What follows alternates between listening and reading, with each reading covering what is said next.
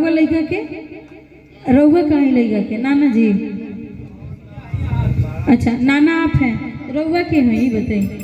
हाँ अरे हम रउआ के पूछा था नहीं, रउआ पहले बताई ना। अच्छा जो समझे। देखिए जौन होला पारंपरिक में मंगल गीत हमने के तक गवे कहीं जा, और हमरा नहीं मालूम कि प्रियंका हमरा से बड़ बड़ी कि हम प्रियंका से बड़ बनी, शायद रउए हमरा से बड़। आधार कार्ड चेक करवाइले दूर आदमी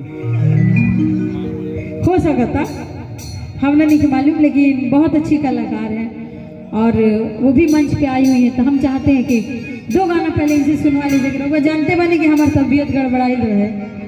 हाँ तो भैया से भी गवा सकता नहीं, कहे कि अब एंकर हईले नहीं थे लोग का जाने कहाँ से रहुए भुलाइल भटकल।